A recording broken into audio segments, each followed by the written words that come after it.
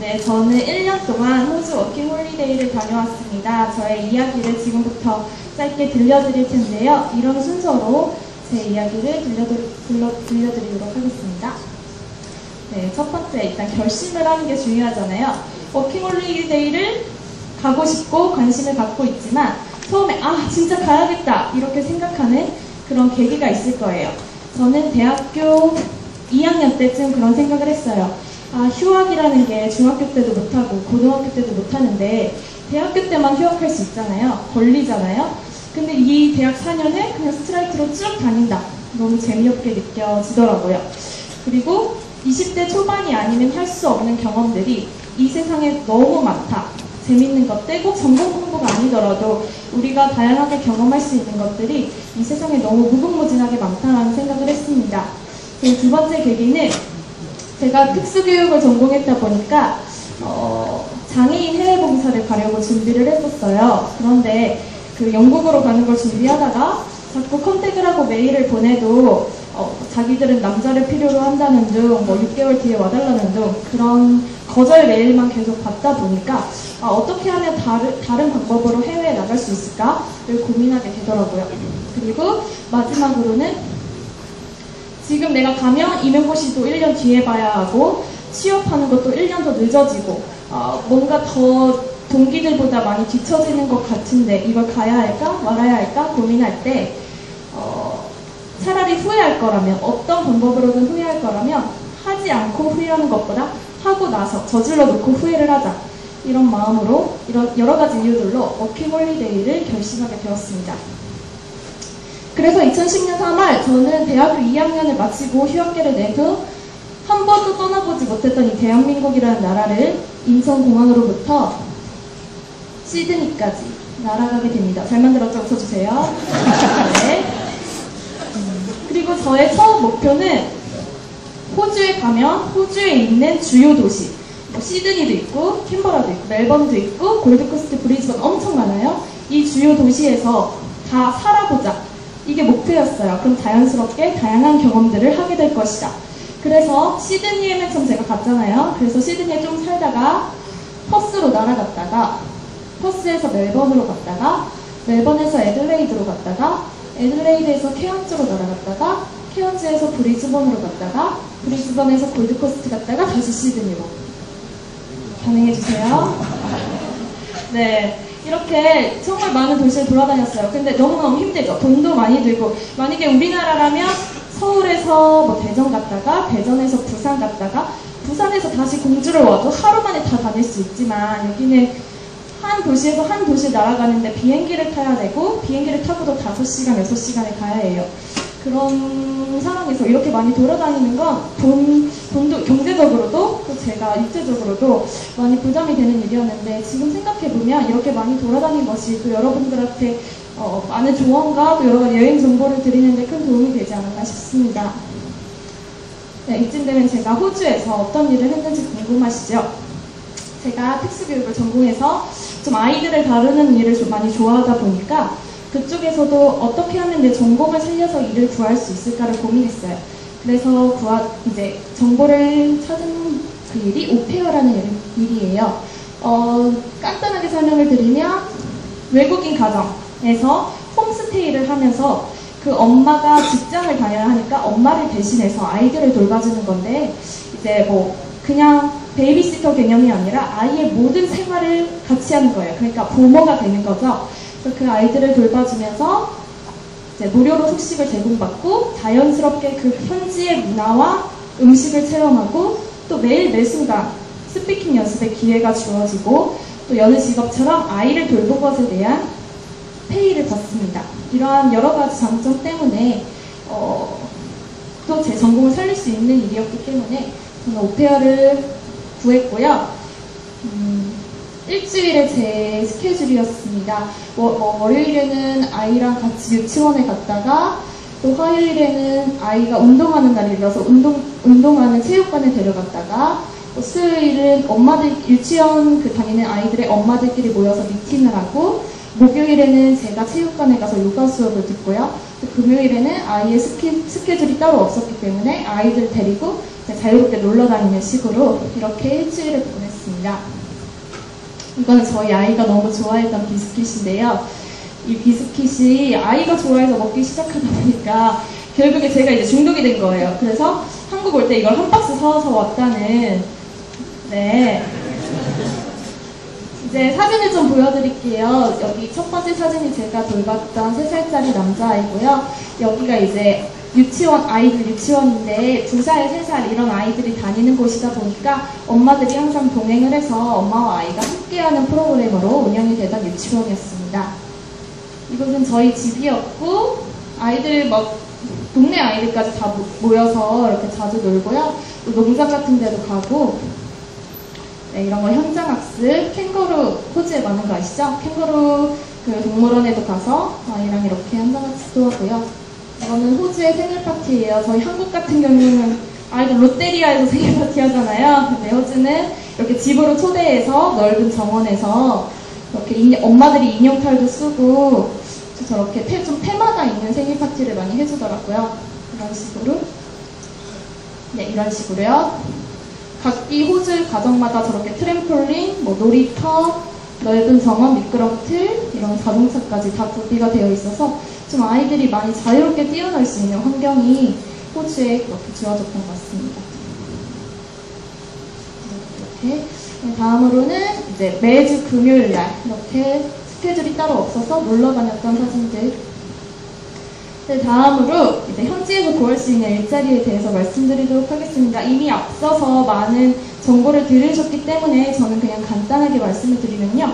호주 가면 다 농장에서 일하는지 알잖아요. 농장에서 오렌지 따고, 저도 맨 처음 호주 갈 때 친구들이 다 오렌지 따러 가? 막 이랬었어요. 근데 그게 아니고 영어 능력, 그리고 자기가 얼마나 사람들과 친화력 있게 어울릴 수 있느냐가 여러분들이 일을 구하는 2가지 중요한 요건입니다. 호주에 간다고 모두 다 농장 가서 오렌지 따고 키위 따고 이렇게 하는 것이 아니고요. 다만 말씀드릴 수 있는 것은 남자분들이 여자분들에 비해서 상대적으로 잡을 구하는 게 쉽다는 것. 그럴 수밖에 없는 이유는 여자분들은 이미 가기 전부터 눈이 여기에 있어요. 나는 더러운 거 못 만지고 힘쓰는 거 못하고 무거운 거 못 들고 외국 사람들이랑만 일해야 하고 막 그런 3D 잡은 못한다 이런 생각 때문에 이건 이래서 안 되고 저건 저래서 안 되고 이렇게 좀 많이 제기도 하세요, 처음에는. 근데 남자분들은 그냥 힘은 쓰면 힘 쓰면 되고 더러운 거 만지면 좀 만지면 되고 설거지 하면 되고 청소하면 되고 이렇기 때문에 남자분들이 조금 더 수월하게 일을 구하시는 것 같더라고요. 근데 다만 그 일에 뭐 기천이 없다고 하지만 그 일을 어떤 일을 구하느냐는 나의 영어, 그러니까 언어 능력 그리고 친화력 정도면 충분히 남자분들도 여자분들도 자기가 원하는 다양한 일을 구하실 수 있습니다. 그 다음에 숙소 형태인데요. 호주에는 이렇게 4가지의 크게 4가지로 이렇게 나눌 수 있어요. 홈스테이 같은 경우 다 아실 테고, 렌트는 아예 자기가 집을 통째로 빌려서 그 방을 뭐 회를 주고 이렇게 하는 거예요. 근데 뭐 홀로가 집을 렌트하기는 좀 쉽지 않겠죠? 쉐어 같은 경우는 누가 이렇게 렌트를 한 집에 한 방에 들어가서 자기가 주마다 돈을 내고 사는 형태고요. 제가 지금 설명드릴 것은 백패커입니다. 백패커는 제가 생각했을 때 워킹홀리데이 꽃이라고도 할 수 있는 생활인 것 같아서요. 백패커는 여행자 숙소예요. 그러니까 어디 집에 들어서 내가 장기적으로 사는 게 아니고 내가 지금 여행 중이라서 단기, 짧게 일주일 또는 2주일만 머무를 수 있는 숙소가 필요한데 그 숙소를 백패커라고 합니다. 아이고, 제가 잘못 눌렀네. 이 백패커의 장점은 다양한 국적의 친구들을 많이 만날 수 있다는 점이에요. 그리고 아무래도 다양한 국적이다 보니까 영어를 많이 사용하고요. 그리고 또 그 친구들 나라의 음식, 문화도 자연스럽게 체험할 수 있고 또 비교적 다른 주거 형태보다는 백패커가 좀 더 저렴한 가격으로 이렇게 구할 수 있다는 장점이 있습니다. 다만 단점이라고 하면 자꾸 이제 여행자 숙소다 보니까 친구들이 들어왔다 나가고 이렇게 해요. 그래서 좀 정들만 하면 헤어져야 하는 그런 단점도 좀 있고요. 또 너무 많은 사람들이 함께 사용하다 보니까 좀 비위생적이기도 하고요. 그리고 가끔씩, 많지는 않지만 가끔씩 노트북이나 카메라 등의 물건 분실의 우려가 좀 있습니다. 이거는 제가 백패커에서 친구들과 놀러 다니면서 찍었던 사진이고요. 이렇게 다양한 국적의 친구들이랑 함께 지낼 수 있어요. 네, 식사 시간에는 자기 나라의 음식을 해서 나눠 먹기도 하고요. 그리고 호주는 또 고기가 되게 싸기 때문에 자주 이렇게 스테이크를 만들어 먹곤 했습니다.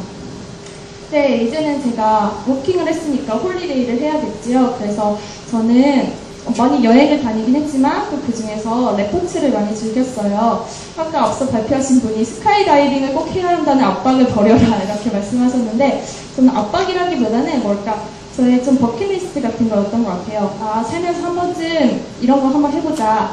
그래서 호주를 간 김에 해야겠다 싶어서 했는데, 한 번쯤은 꼭 해볼 만한 경험이지만 두 번은 못할 경험이기도 합니다.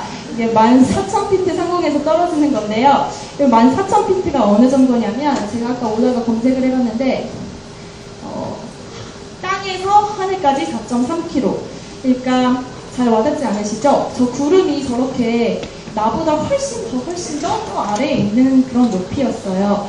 그 14,000피트 상공에서 그냥 뚝 떨어져서 1분 동안 아무것도 없이 하늘을 막 대회하다가 1분 뒤에 낙하산이 펼쳐지면서 안정을 되찾곤 합니다.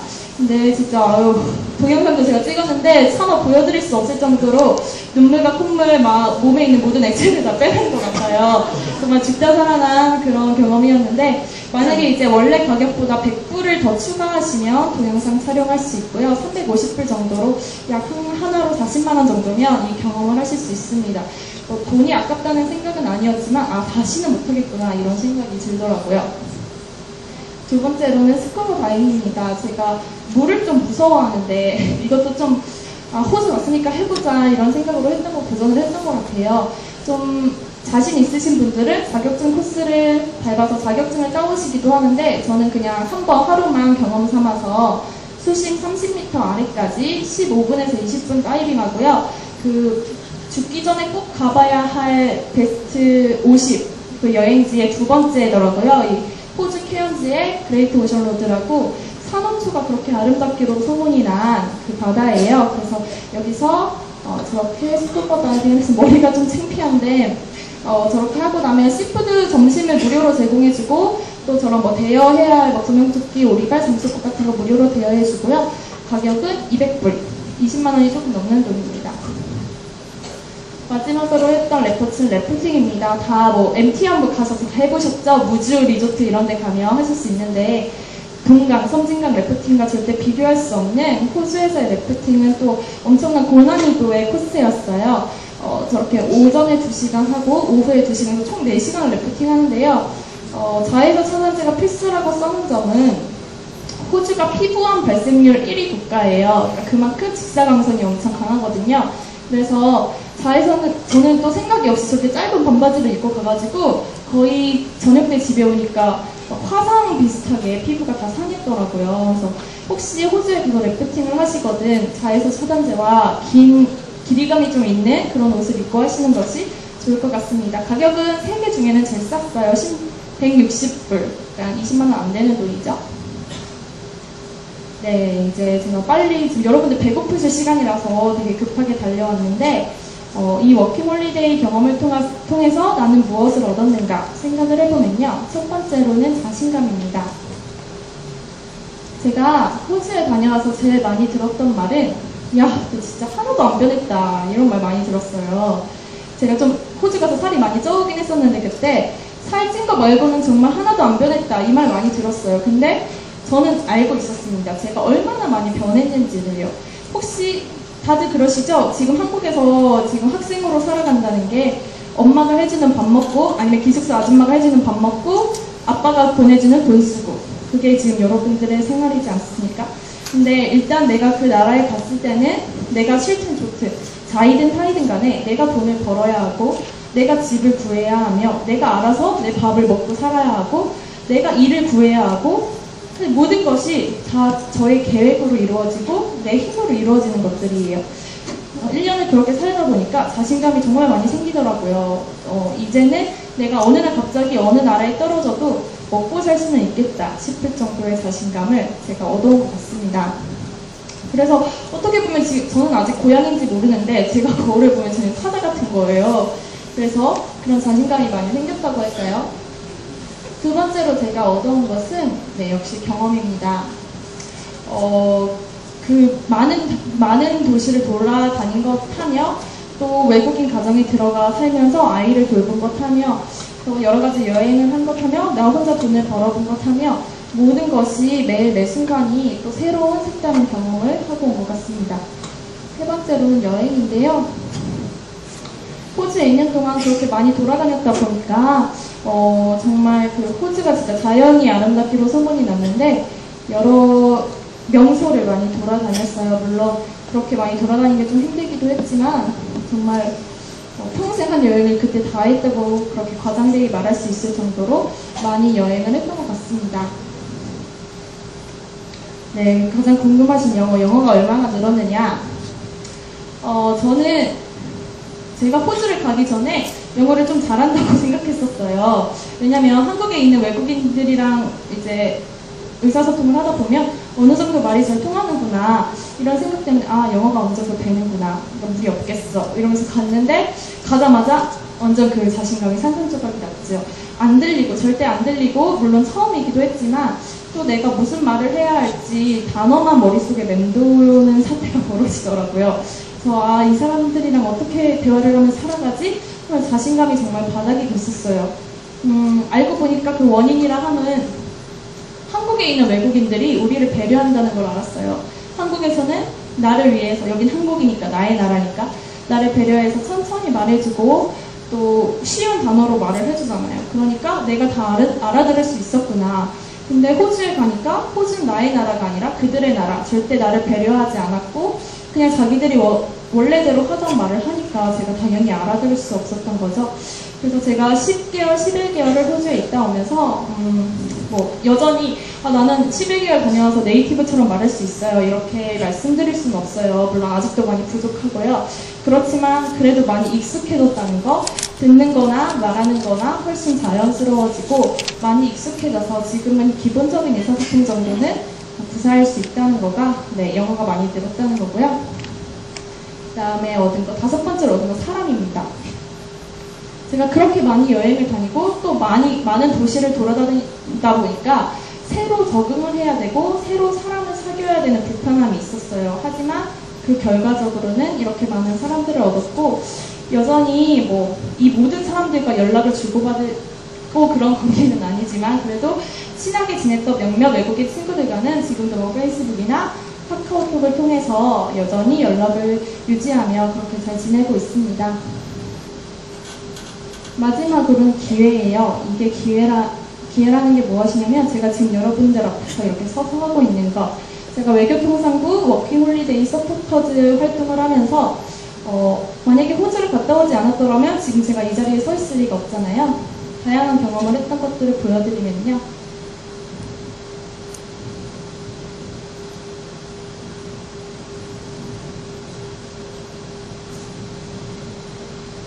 네, 대놓고 막 지자랑을 하죠. 어쨌든 제가 지금 대놓고 이제 기회를 주셔서 이렇게 지자랑을 했는데 어쨌든 호주를 다녀옴으로 인해서 한국에서조차 제가 긍정적인 영향을 받고 있다는 것, 다양한 기회를 통해서 저 또한 지금까지도 많이 배우고 많은 경험을 하고 많이 얻고 있다는 것입니다. 네, 호주 워킹홀리데이를 다녀옴으로 인해서 죄송해요. 지자랑을 또 했네. 이렇게 많은 배움을 또 얻고 있고요.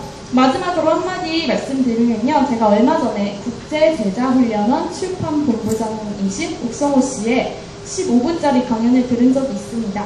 거기서 그분이 말씀하시기를 시간이 갈수록 드러나는 것은 그 사람의 경험이다. 날마다 새로운 경험으로 채워진다면 당신의 하루하루는 사라지는 하루가 아니라 쌓여지는 하루일 것이다 라는 말로 경험이 스펙을 이긴다 라고 말씀하셨습니다. 여러분 진짜 많이 바쁘시지요? 대학생활, 전공 공부, 또 취업에 필요한 인턴십 과정, 자격증 따시느라 정말 많이 바쁘실 텐데 지금 이렇게 아름다운 여러분들의 청춘에 또 20대 초반, 중반의 아름다운 나이에 정말 인생에 가치 있을 만한 그런 경험을 한번 해보시는 건 어떨까요? 끝까지 경청해 주셔서 감사합니다. 유근지였습니다.